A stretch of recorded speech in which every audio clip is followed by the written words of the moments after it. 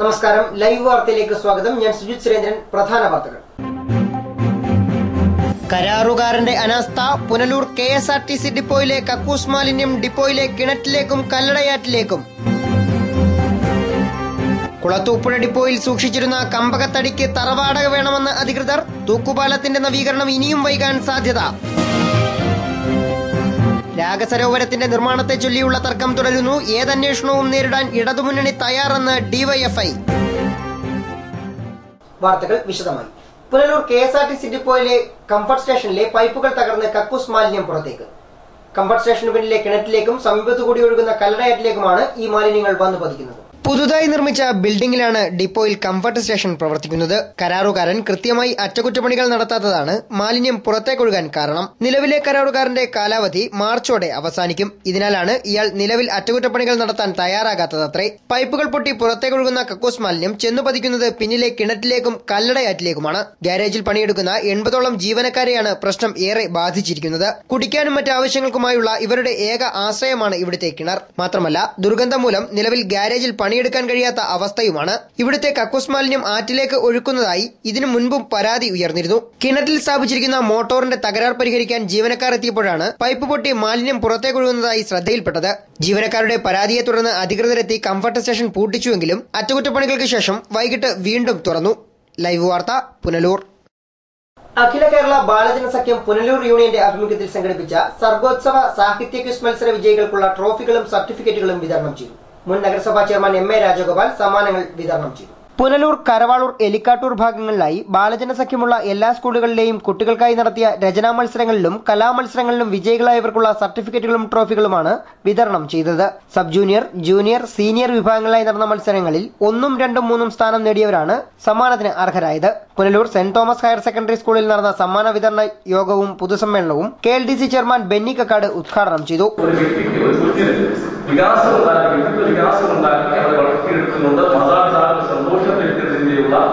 മത്സരങ്ങളിലൂടെ മത്സരിച്ച് വിജയിച്ച് യുവജനോത്സവങ്ങളിലും മറ്റ് മത്സരങ്ങളിൽ വിജയിക്കുവാനുള്ള പ്രാണി ഉണ്ടാക്കി കൊടുക്കുവാൻ, കഴിവുണ്ടാക്കി കൊടുക്കുവാൻ ബാലസംഘത്തിന് കഴിഞ്ഞ പതിറ്റാണ്ടുകളായി കഴിയുന്ന വസ്തുത വിസ്മരിക്കാൻ കഴിയും. അത്ര മനോഹരമായിട്ടുള്ള ഒരു ഡെഡിക്കേഷനാണ് ഇപ്പോൾ MA സാബുവിന്റെ ഈ പ്രദേശത്ത് നടക്കുന്നത്. മുൻ നഗരസഭാ ചെയർമാൻ MA രാജഗോപാൽ വിജയികൾക്കുള്ള സമ്മാനങ്ങൾ വിതരണം ചെയ്തു.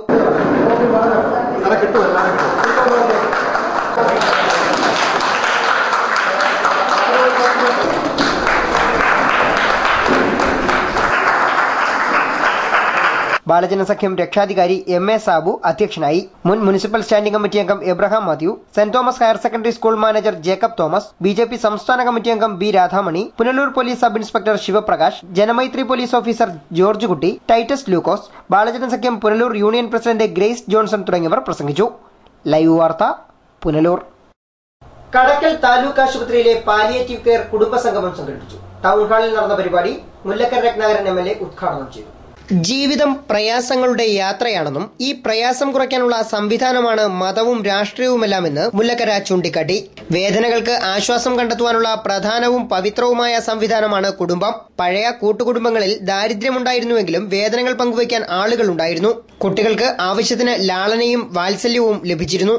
എന്നാൽ പരിമിതമായ പരിലാളനയാണ് ഇന്നത്തെ അണുകുടുംബങ്ങളിൽ കുട്ടികൾക്ക് ലഭിക്കുന്നത്. ആധുനിക കുടുംബ സംവിധാനം ഏറ്റവും കൂടുതൽ അലോസരപ്പെടുത്തുന്നത് കുട്ടികളുടെ ജീവിതത്തെയാണെന്നും MLA കൂട്ടിച്ചേർത്തു. ജീവിതം തന്നെ വലിയൊരു വേദനയാണ്. ജീവിതം അത്ര ലളിതമായ ഒരു കാര്യമല്ല. ജീവിതം പ്രയാസങ്ങളുടെ ഒരു യാത്രയാണ്. ജീവിതം സുഖങ്ങളുടെ ഒരു യാത്രയല്ല. ലോകത്തൊരിക്കലും അങ്ങനെയല്ല. ആ പ്രയാസങ്ങളുടെ യാത്രയിൽ പ്രയാസം കുറയ്ക്കാനുള്ള സംവിധാനങ്ങളായിട്ടാണ് മതവും രാഷ്ട്രീയവും സംഘടനകളും സംവിധാനങ്ങളും എല്ലാം ലോകത്ത് രൂപപ്പെട്ടിട്ടുള്ളത്. അതിൽ മനുഷ്യൻ കണ്ടെത്തിയ ഏറ്റവും പവിത്രമായ സംവിധാനം കുടുംബമാണ്. മനുഷ്യന്റെ ദുഃഖങ്ങൾ മനുഷ്യൻ ഒരുപാട് കുറച്ച് കളയുന്നത്, അതിനാശ്വാസം കണ്ടെത്തുന്നത് കുടുംബത്തിലാണ്. ആധുനിക കാലത്തെ വലിയൊരു പ്രയാസം എന്താണെന്ന് വെച്ചാൽ കുടുംബം ദുർബലമായി എന്നതാണ്. പണ്ട് കൂട്ടുകുടുംബം ഉണ്ടായിരുന്ന കാലത്ത് നമുക്ക് വീട്ടിൽ ദാരിദ്ര്യം ഉണ്ടാകുമ്പോഴും ഒരാളിന്റെ വേദന പങ്കുവയ്ക്കാൻ ഒരുപാട് പേരുണ്ടായിരുന്നു. കൂട്ടുകുടുംബത്തിന്റെ ഒരു പ്രത്യേകത ഏതാണ്?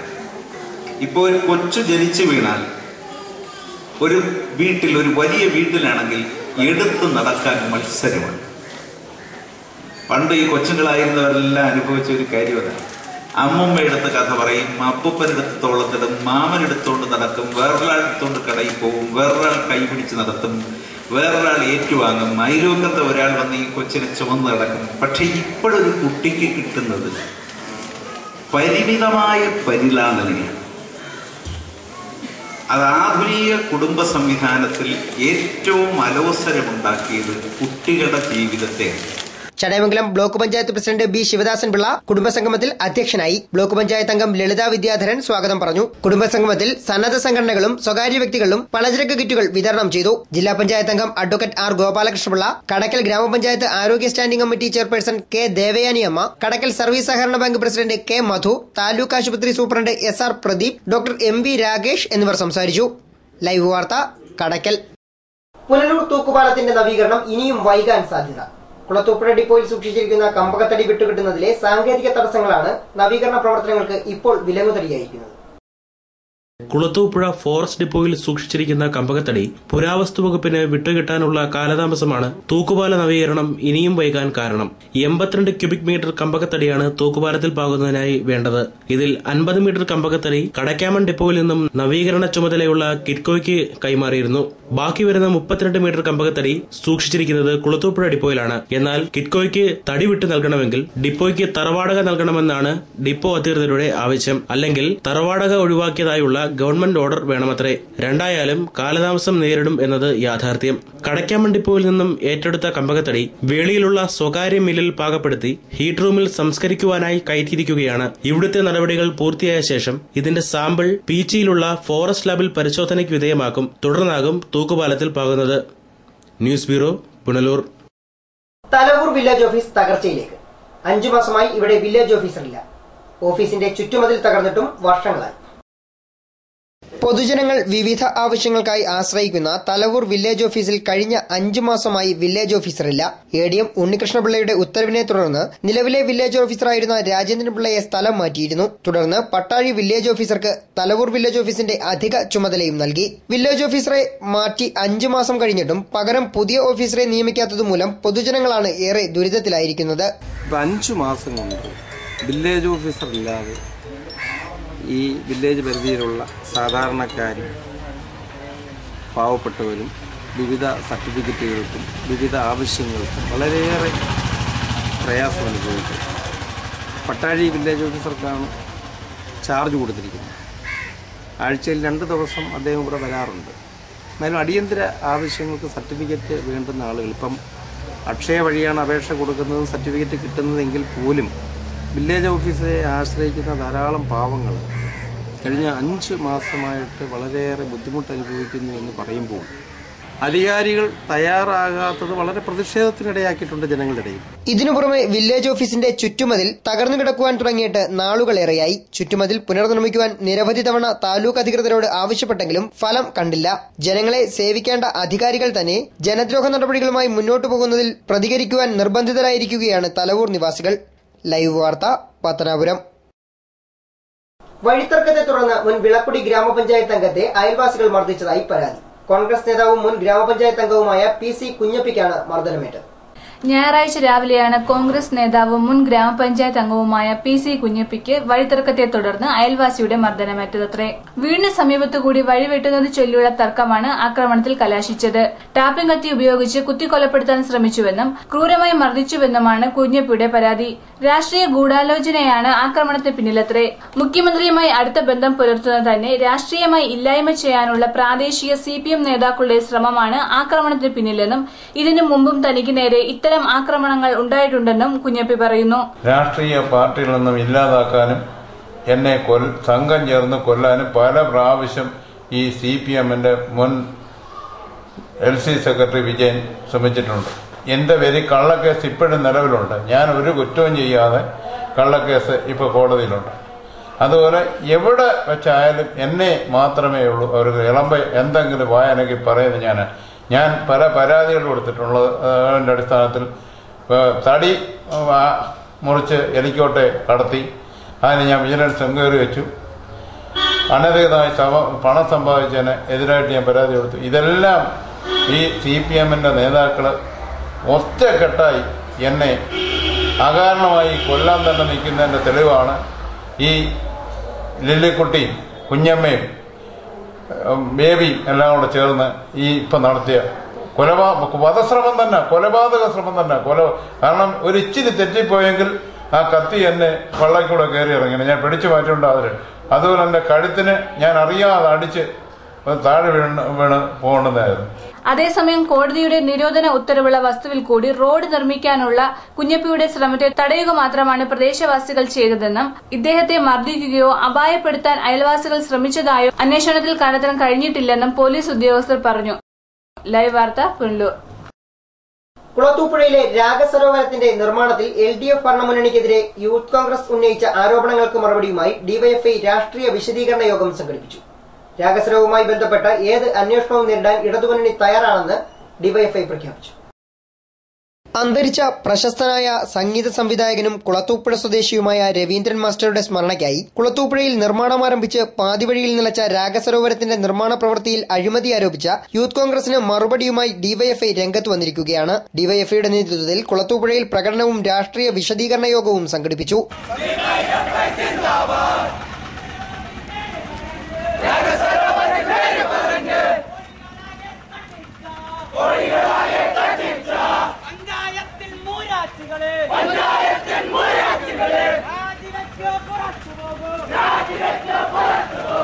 ഡിവൈഎഫ്ഐ തിങ്കൾ കരിക്കം മേഖലാ സെക്രട്ടറി വിനോദ് സ്റ്റീഫന്റെ അധ്യക്ഷതയിൽ ചേർന്ന യോഗം DYFI Anchal area secretary S. Sajad ഉദ്ഘാടനം ചെയ്തു. നിങ്ങൾക്ക് വയ്യെങ്കിൽ നിങ്ങൾ ഇതിൽ നിന്ന് പിന്മാറി അവിടെ സ്മാരകം നിർമ്മിക്കാനുള്ള അനുവാദം മാത്രമായി ഞങ്ങൾ നിർമ്മിച്ചു കൊടുക്കാമെന്ന് ഇവിടുത്തെ ഡിവൈഎഫ്ഐ പറഞ്ഞു.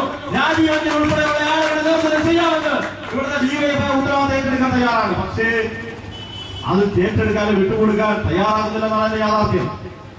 38 സെന്റ് സ്ഥലമാണ് ഈ സ്മാരക നിർമ്മാണത്തിനായി സർക്കാർ വിട്ടുകൊടുത്തിട്ടുള്ളത്. പണ്ട് കാട് മൂടി കിടന്ന സ്ഥലമാണ്. അവിടെ ഒരു പാർക്ക് നിർമ്മിച്ചത്, അതായത് കുട്ടികളെല്ലാം പാർക്ക് നിർമ്മിക്കുന്നതിന് വേണ്ടിയിട്ടാണ് ആ സ്ഥലം ഗവൺമെന്റ് വിട്ടുകൊടുത്തത്. കഴിഞ്ഞ പഞ്ചായത്ത് ഭരണസമിതിയുടെ കാലത്ത് ഏതാണ്ട് 7-8 സ്പെഷ്യൽ ഓർഡറുകൾ ഉത്തരവുകൾ ലഭിച്ചുകൊണ്ടാണ് അതിന്റെ നിർമ്മാണ പ്രവർത്തനം പൂർത്തീകരിക്കാൻ ആവശ്യമായ നടപടികളുമായി ഇടതുപക്ഷ ജനാധിപത്യങ്ങളുടെ പഞ്ചായത്ത് ഭരണസമിതി മുന്നോട്ട് പോയത്. ഇപ്പോ അതിനെ അട്ടിമറിക്കാൻ വേണ്ടി പരിശ്രമിച്ചിട്ട് അവിടെ ഒരു ഹോസ്പിറ്റൽ പണിഞ്ഞിട്ട് അതിന് രവീന്ദ്രൻ മാഷിന്റെ പേരിട്ടാൽ കൊള്ളാമെന്ന് പറയുന്ന ചില അല്പതരമായിട്ട് നടക്കുകയാണ്.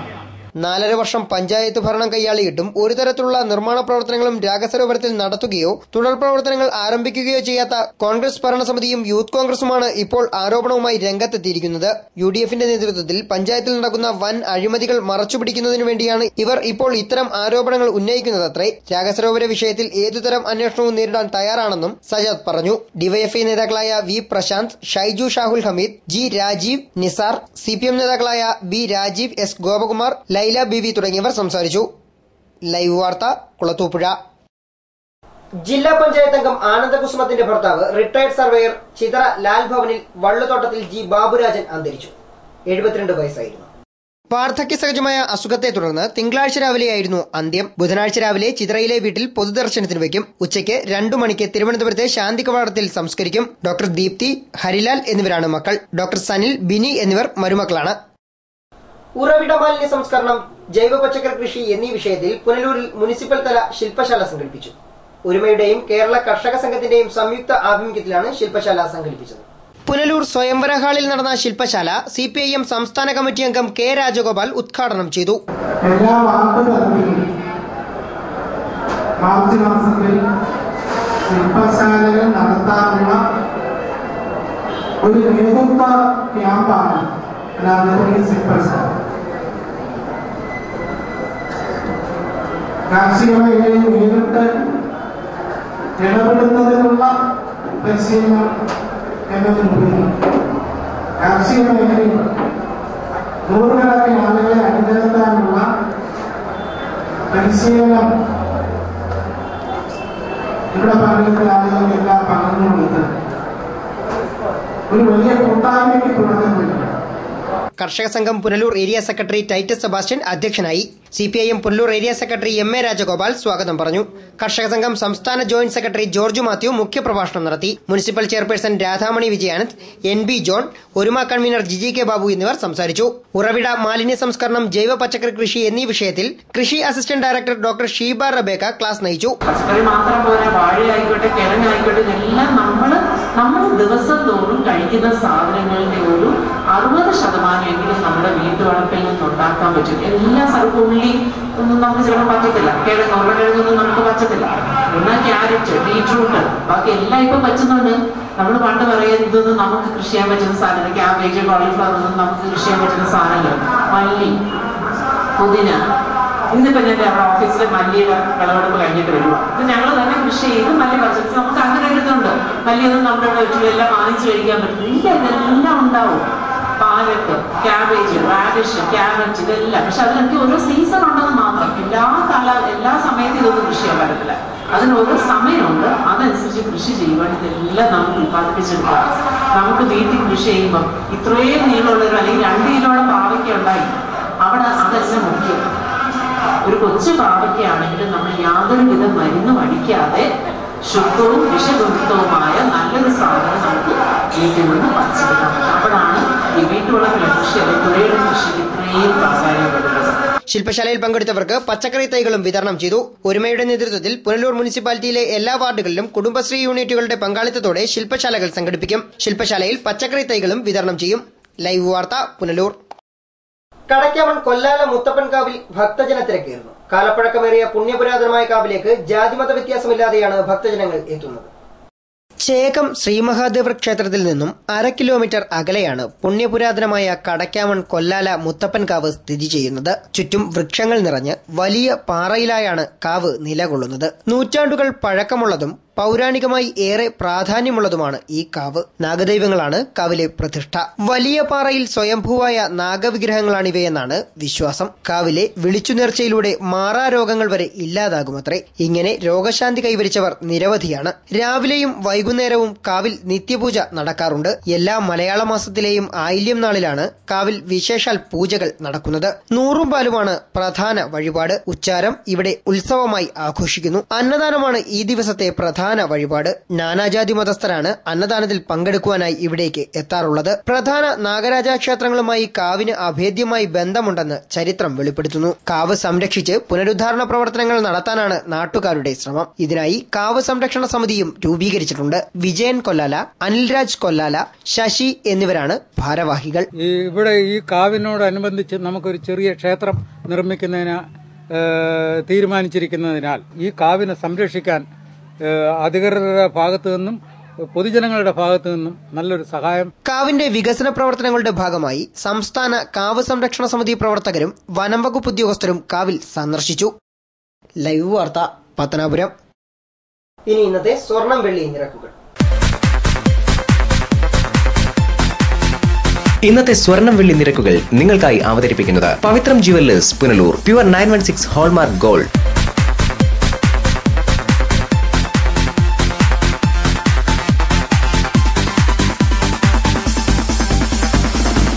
ഇന്നത്തെ സ്വർണം വെള്ളി നിരക്കുകൾ നിങ്ങൾക്കായി അവതരിപ്പിച്ചത് Pavithram jewellers Punalur. Pure 916 hallmark gold. പ്രധാന വാർത്തകൾ വീണ്ടും. കരാറുകാരന്റെ അനാസ്ഥ. പുനലൂർ KSRTC ഡിപ്പോയിലെ കക്കൂസ് മാലിന്യം ഡിപ്പോയിലെ കിണറ്റിലേക്കും കല്ലടയാറ്റിലേക്കും. കുളത്തൂപ്പുഴ ഡിപ്പോയിൽ സൂക്ഷിച്ചിരുന്ന കമ്പകത്തടിക്ക് തറവാടക വേണമെന്ന് അധികൃതർ. തൂക്കുപാലത്തിന്റെ നവീകരണം ഇനിയും വൈകാൻ സാധ്യത. രാഗസരോവരത്തിന്റെ നിർമ്മാണത്തെ ചൊല്ലിയുള്ള തർക്കം തുടരുന്നു. ഏതന്വേഷണവും നേരിടാൻ ഇടതുമുന്നണി തയ്യാറെന്ന് DYFI. ഇതോടെ വാർത്തകൾ സമാപിക്കുന്നു. കൂടുതൽ വാർത്തകൾക്കും ദൃശ്യങ്ങൾക്കുമായി ഞങ്ങളുടെ വെബ്സൈറ്റ് www.livevarta.com സന്ദർശിക്കുക. നമസ്കാരം.